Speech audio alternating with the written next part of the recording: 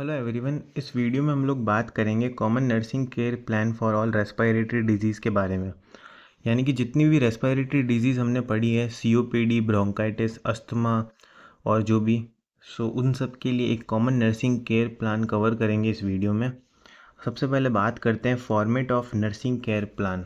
जो फॉर्मेट होता है नर्सिंग केयर प्लान का वो क्या होता है? असेसमेंट सबसे पहले हम लोग लिखते हैं। असेसमेंट के अंदर जो होती है इन्फॉर्मेशन होती है रिलेटेड टू प्रॉब्लम। जो भी पेशेंट की प्रॉब्लम है उससे रिलेटेड जो भी इन्फॉर्मेशन होती है ना, उसको गैदर करके असेसमेंट में लिखते हैं। Next diagnosis. डायग्नोसिस के अंदर क्या होता है? आइडेंटिफिकेशन ऑफ प्रॉब्लम किया जाता है। फिर जो प्रॉब्लम आइडेंटिफाई होती है उसके अकॉर्डिंग गोल बनाया जाता है। नर्स एक गोल क्रिएट करती है। देन नर्सिंग इंटरवेंशंस हम लोग लिखते हैं, जिसके अंदर action nurse take to improve patient health. यानी कि जो पेशेंट की हेल्थ है उसको इम्प्रूव करने के लिए जो भी एक्शंस जो होती है ना, जो नर्स परफॉर्म करती है, उसको बोलते हैं नर्सिंग इंटरवेंशन। देन आता है इवैल्यूएशन। इवैल्यूएशन का मतलब होता है रिजल्ट ऑफ इंटरवेंशन। यानी कि जो भी चीज़ें नर्स ने जो जो स्टेप लिए हैं उनका जो रिजल्ट है वो इवैल्यूएशन के अंदर लिखते हैं या फिर देखने को मिलता है। स्टार्ट करते हैं कॉमन नर्सिंग केयर प्लान को। सबसे पहले बात करते हैं असेसमेंट की। फर्स्ट है असेस पेशेंट एयरवे पेटेंसी। यानी कि जो पेशेंट है उसकी एयरवे पेटेंसी को असेस करना है। Assess the breathing pattern. जो ब्रीदिंग पैटर्न है उसे असेस करना है।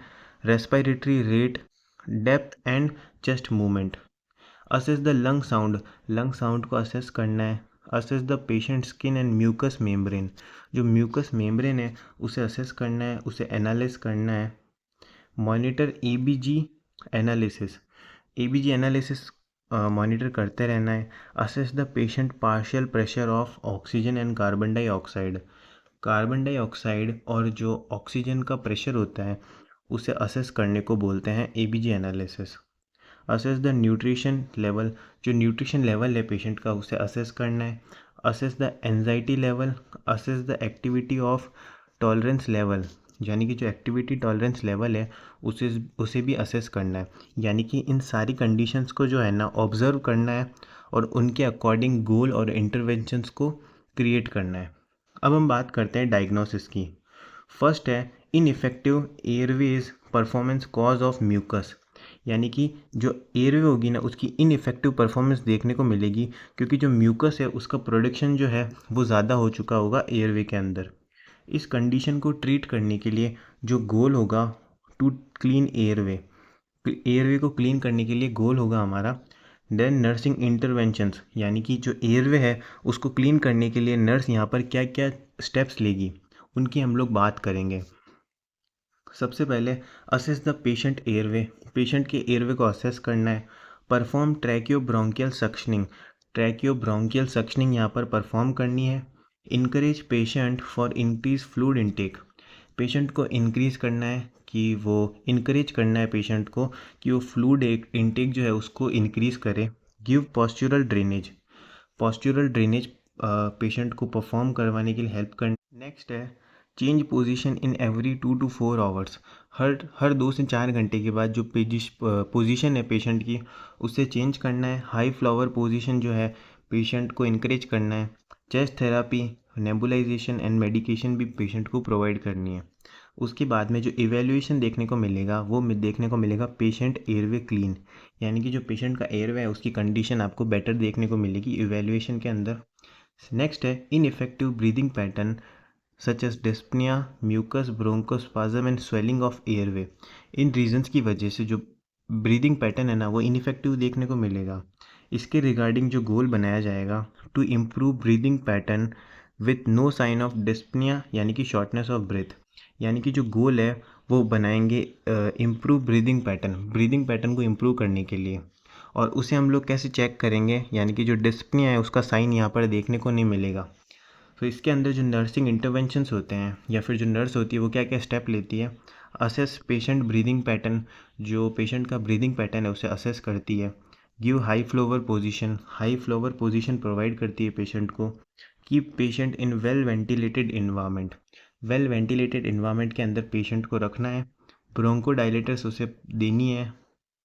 नेक्स्ट है डीप ब्रीदिंग एक्सरसाइजेज और कफिंग एक्सरसाइजेज को यहाँ पर इनक्रेज करना है पेशेंट को। एडमिनिस्टर O2, जो ऑक्सीजन है उसे एडमिनिस्टर करना है as per order. Gives chest physiotherapy, chest physiotherapy भी यहाँ पर परफॉर्म करनी है।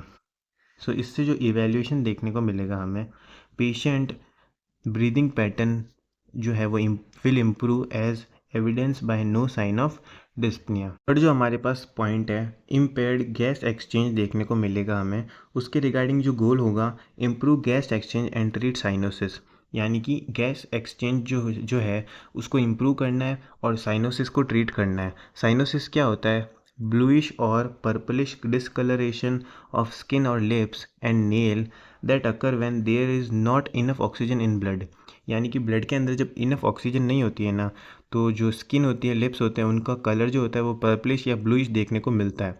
उसको हम लोग बोलते हैं साइनोसिस, और साइनोसिस को ट्रीट करने के लिए यहाँ पर गोल बनाया जाएगा। नेक्स्ट हम लोग बात करेंगे नर्सिंग इंटरवेंशन की, यानी कि नर्स के क्या क्या स्टेप होंगे इसके regarding. Assess patient skin and mucus membrane, patient की स्किन और म्यूकस मेम्ब्रेन को असेस करना है। नेक्स्ट है मॉनिटर एबीजी एनालिसिस, यानी कि जो एबीजी एनालिसिस है उसे मॉनिटर करना। Give breathing and coughing exercises, यानी कि जो भी डीप ब्रीथिंग और कफिंग एक्सरसाइजेज है उन्हें परफॉर्म करने के लिए इनक्रेज करना है पेशेंट को। नेबुलाइजेशन करना है यहाँ पर। And provide bed rest provide कराना है पेशेंट को। इवेल्युएशन की अगर हम लोग बात करें, patient gas exchange level improve as evidence by no sign of cyanosis, यानी कि इस कंडीशन के अंदर क्या होगा, साइनोसिस के साइन नहीं देखने को मिलेंगे रिजल्ट के अंदर। Now next point of nursing care plan के बारे में बात करें तो Altered nutritional level less than body requirement, यानी कि जो न्यूट्रिशन लेवल है वो बॉडी रिक्वायरमेंट से डिक्रीज देखने को मिलेगा। इसको इम्प्रूव करने के लिए इम्प्रूव न्यूट्रिशन लेवल, तो जो न्यूट्रिशन लेवल है उसे इम्प्रूव करने के लिए नर्स यहाँ पर क्या क्या स्टेप लेगी उनकी अगर हम बात करें। Assess patient nutritional level status, यानी कि पेशेंट की बॉडी के अंदर जो न्यूट्रिशन का स्टेटस है उसे असेस करना है। Provide pleasant and environment during meal के दौरान एक प्लीजेंट इन्वायरमेंट प्रोवाइड कराना है पेशेंट को। Give small and frequent diet, small और फ्रीक्वेंट डाइट प्रोवाइड करनी है। सर्व डाइट इन अट्रैक्टिव वे, सर्व डाइट इन अट्रैक्टिव वे, यानी कि जो डाइट है, सॉरी ये 2 बार प्रिंट हो गया, जो डाइट है उसे अट्रैक्टिव वे के अंदर आपको पेशेंट को प्रोवाइड करनी है, सर्व करनी है। Give protein and vitamin rich diet, protein और विटामिन रिच डाइट यहाँ पर प्रोवाइड करनी है पेशेंट को। Plan diet according to patient like और डिसलाइक, पेशेंट के लाइक और डिसलाइक के अकॉर्डिंग आपको डाइट यहाँ पर प्लान करनी है। Give diet which easily digest, ऐसी डाइट प्रोवाइड करनी है जो ईजिली डाइजेस्ट हो जाए पेशेंट को।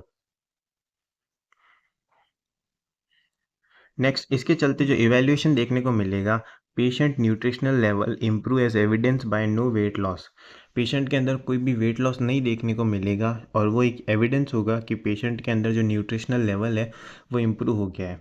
नेक्स्ट पॉइंट की बात करें, फिफ्थ तो है Altered body temperature, fever, ineffective and inflammation, जो बॉडी टेम्परेचर अल्टर्ड है और जो इन्फ्लामेशन है उसे रिड्यूस करना है। सो उसके चलते जो यहाँ पर नर्स स्टेप्स लेगी वो है assess patient body temperature in every 4 hour, हर 4 घंटे के अंदर जो बॉडी टेम्परेचर है उसे असेस करना है। Encourage fluid intake, keep patient in well ventilated room, give cold sponge, administered antibiotics as prescribed या फिर एज पर ऑर्डर, जो भी एंटीबायोटिक्स प्रिस्क्राइब्ड है उन्हें पेशेंट को प्रोवाइड करना है। इसके चलते जो फीवर है वो रिड्यूस देखने को मिलेगा और पेशेंट का जो बॉडी टेम्परेचर है वो नॉर्मल हो जाएगा। नेक्स्ट सिक्स्थ पॉइंट की अगर हम बात करें, एक्टिविटी इनटॉलरेंस, यानी कि हाइपोजिया, यानी कि decrease level of O2 in tissue देखने को मिलेगा। उसके चलते जो गोल होगा, increase patient activity level, patient की एक्टिविटी लेवल को इंक्रीज करने का यहाँ पर रहेगा। अब हम बात करेंगे इसके अंदर नर्स क्या क्या स्टेप्स लेगी। असेस पेशेंट एक्टिविटी लेवल को असेस करना है। Avoid activity increase O2 demand, जो भी एक्टिविटीज़ है जो O2 की डिमांड को इंक्रीज़ कर रही है उसे आपको इनिबिट करना है या फिर अवॉइड करना है। Avoid smoking, advice patient purse lip and diaphragmatic breathing during activity, यानी कि जो डायफ्रामेटिक ब्रीदिंग एक्टिविटीज़ होती है ना उन्हें परफॉर्म करना है। Help in patient to perform daily activity, यानी कि जो डेली एक्टिविटीज़ है उसमें हेल्प करनी है पेशेंट को परफॉर्म करने के लिए। Advice patient to perform daily activity, advice patient to rest while performing activity. Next इसके चलते जो एवेल्यूएशन देखने को मिलेगा, patient activity level improve as patient has no fatigue. Next point है हमारे पास sleep pattern disturbance coughing and dyspnea, यानी कि जो कफिंग और डिस्पनिया देखने को मिलेगा और स्लीप पैटर्न डिस्टर्बेंस देखने को मिलेगा इसकी वजह से, उसके रिगार्डिंग जो गोल होगा improve patient sleep pattern. Patient के स्लीप पैटर्न को इम्प्रूव करने के लिए नर्स यहाँ पर क्या क्या चीज़ें करेगी, assess patient daily schedule, patient के डेली शेड्यूल को असेस करना है, प्रोवाइड काम and comfortable environment and give clean and wrinkle free bed, give comfortable position to patient, avoid coffee and tea at night, encourage to physical activity। और इसके चलते जो evaluation या फिर रिजल्ट देखने को मिलेगा कि जो पेशेंट का स्लीप पैटर्न है वो इम्प्रूव है, as evidence patient take good sleep, patient जो है वो एक अच्छी स्लीप टेक कर रहा है। नेक्स्ट हमारे पास नर्सिंग केयर प्लान का जो पॉइंट है, risk for infection during hospitalization, यानी कि जो हॉस्पिटलाइजेशन के दौरान जो रिस्क रहता है उसको रिड्यूस करने के लिए यहाँ पर नर्स क्या क्या चीज़ें करेगी उनकी हम बात करेंगे। So use aseptic techniques, use sterilized articles during care, जो स्टेलाइज्ड आर्टिकल है उन्हें इस्तेमाल करना है ताकि इन्फेक्शन स्प्रेड ना हो, hand washing before and after procedure, wear face mask, remove unnecessary things and articles, give prophylactic antibiotics as per order, यानी कि जो भी एंटीबायोटिक्स होती है ना बैक्टीरियल इन्फेक्शन को ट्रीट करने के लिए वो यहाँ पर प्रोवाइड की जाएगी। Patient has no sign of infection, और इसका जो रिजल्ट या इवेल्यूएशन देखने को मिलेगा कि जो पेशेंट है उसे कोई भी इन्फेक्शन नहीं है।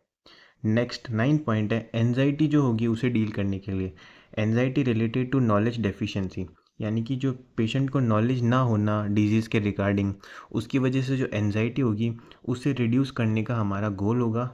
उसे ट्रीट करने के लिए हमारे को यहाँ पे क्या क्या स्टेप्स लेने हैं, assess patient anxiety level, give psychological support to patient, advise patient to avoid smoking and alcohol, patient को एडवाइस करना है कि जो अल्कोहल और जो भी सिगरेट्स है स्मोकिंग है उसे अवॉइड करना है, listen patient question patently and give answers, जो भी पेशेंट के क्वेश्चंस है उन्हें पेटेंटली या आराम से सुनना है और उनके आंसर्स देने हैं, assure that patient has attenders, यानी कि जो भी अटेंडर्स है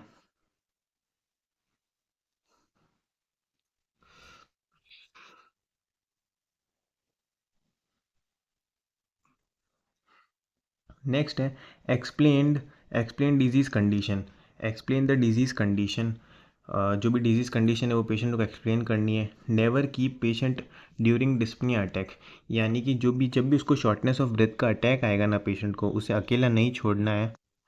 patient anxiety reduce as evidence patient look, patient को देखकर पेशेंट के एंजाइटी लेवल का अंदाज़ा आपको लगाया जा सकता है आगे। सो आई होप आपको समझ आया होगा, समझ आया तो please like share and subscribe, और अगर आपको इस टॉपिक की PDF चाहिए तो आप टेलीग्राम चैनल NSG लाइब्रेरी से इसको जाकर डाउनलोड कर सकते हो। Thank you.